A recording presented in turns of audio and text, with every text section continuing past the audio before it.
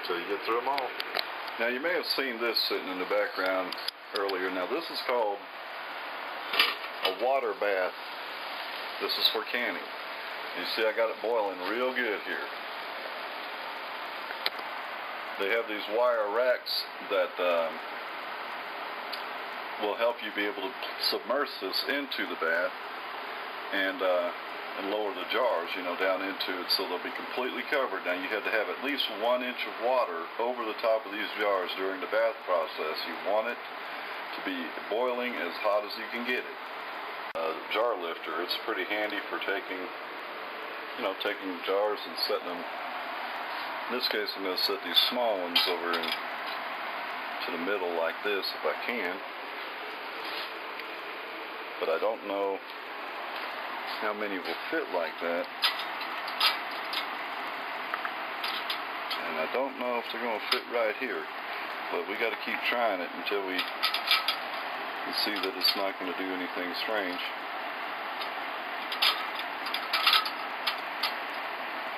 Maybe that'll work. We'll try. Anyways, we keep doing that. You know, we have our bigger jars. These are the half-pint jars. And until we get them all in there. Okay, they're down in the water, submersed. What I want to do is go ahead. I'm going to put the lid on here because I want to capture that heat. Now we want to do this for 5 minutes, and I mean 5 minutes exactly. You don't want to do it, you know, longer than that because it will lose, it could possibly lose its gel, and we don't want that. This is always interesting here because what remains in the pot, if you'll notice, it appears to be just like jelly. I mean, and pretty too. And if it comes out like that, and look at this, then we'll be pretty happy. But I have seen it do this before with other jellies, and the residuals in pot be perfect like that, but then when you go to open a jar, it's running. So you really just got to hope, keep your fingers crossed that the next morning after everything's cooled. Usually I let it sit up for longer than, at least 24 hours, and then check and see. I try not to disturb the jars, because you can do things that messes it up. It's best just to leave it alone after you've gone through this much trouble. Might as well let the process take place. But I just thought I'd show you that this is what I'm hoping.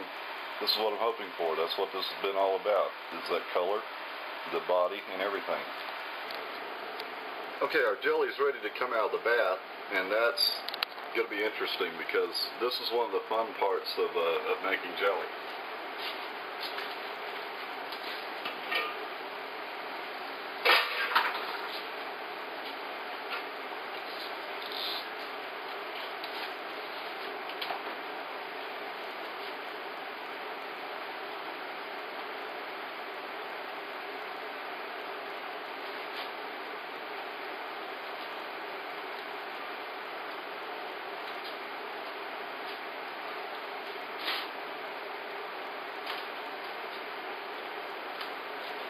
Set them down here.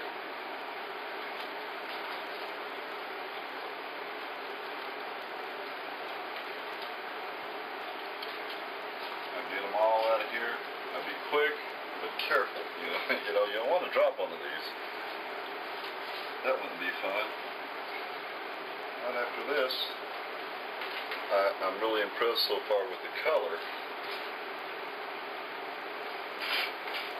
Now there was a time I made some apple jelly that looked just like this and got excited about it,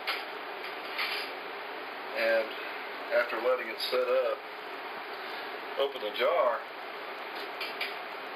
and it was harder than Chinese arithmetic. You couldn't hardly jab a knife in it. I don't know, I had obviously done something incorrect.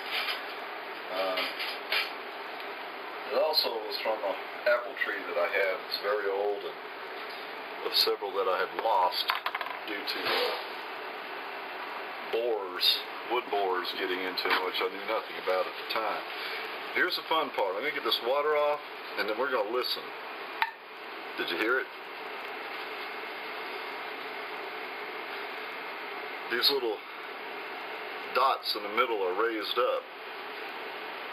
If they're done correctly, you'll hear each one of them popping as they cool, and that means that it's getting a vacuum seal. There you go again. That one just did it.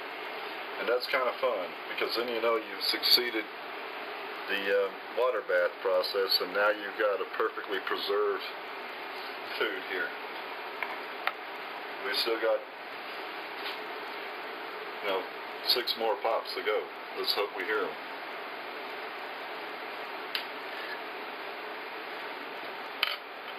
That wasn't one.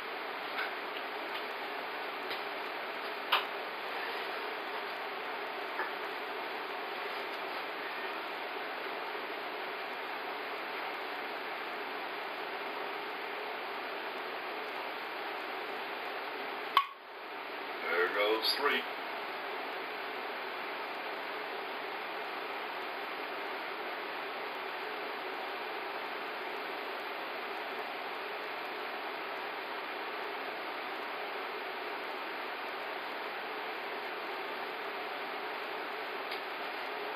I'm sure the others are going to do it. There's no point in holding y'all in suspense.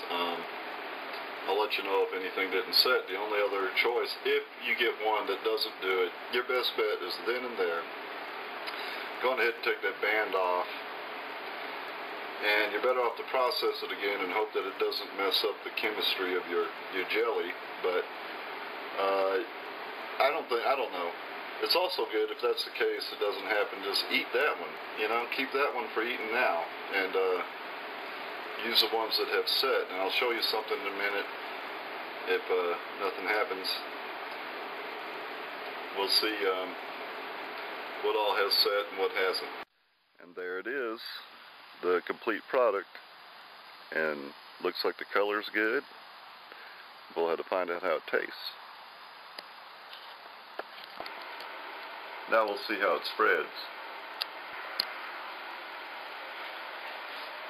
Now I don't know what to expect, because like I say, it could go one way or another, and that's alright, because if you have to, you can always go back and adjust it. It appears to be pretty firm, but let's see what happens when we go to... Oh, that's looking real good. It looks just what I wanted here. We'll put a little bit here on this toast. And that's doing just like you're going to get at the store. It's perfect. And if I could do all my other batches of work out like that,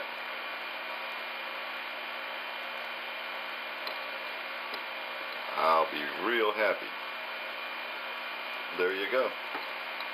Just nice and gelled. Not runny at all, not too stiff where you can't spread it. So it's got the consistency. I guess the only other test is going to be taste. Let's try it.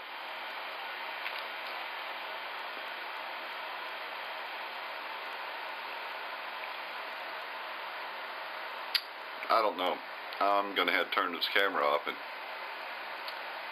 pick some breakfast to go with this. Speaking of fruit that's not very pretty on the outside, and I would have to say that would be the pears that come off of my tree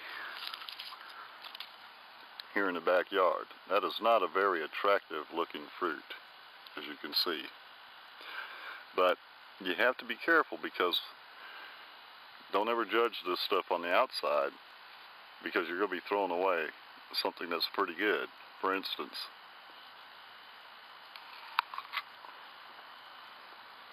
there's nothing wrong.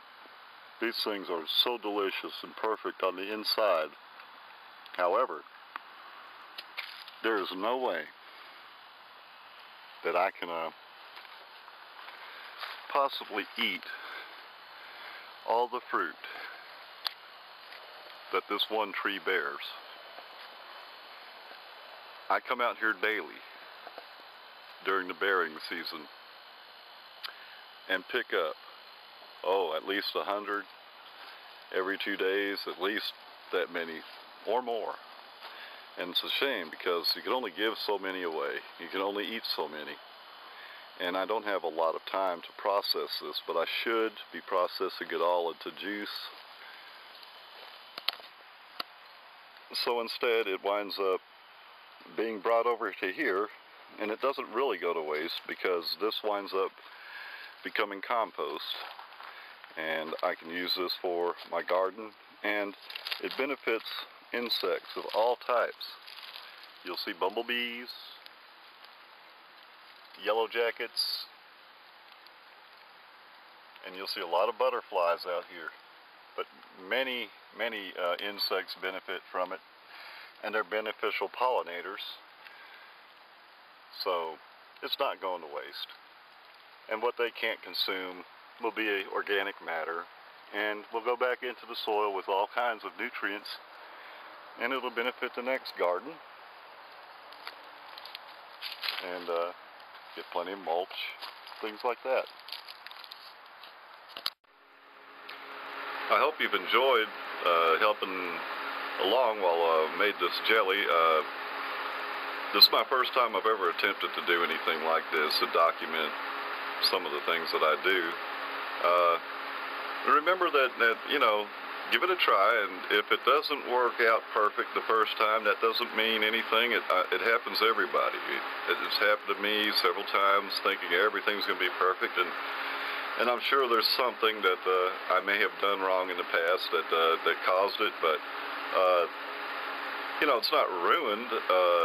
You know, if it doesn't set, you can use certain types of fruit as ice cream toppings. If it doesn't set, there's ways you can still use it, and but don't let it discourage you, because you know it's kind of an art. It's something that, you know, live and learn, trial and error. But I've enjoyed doing it, and maybe we'll do another one. We'll see. Bye.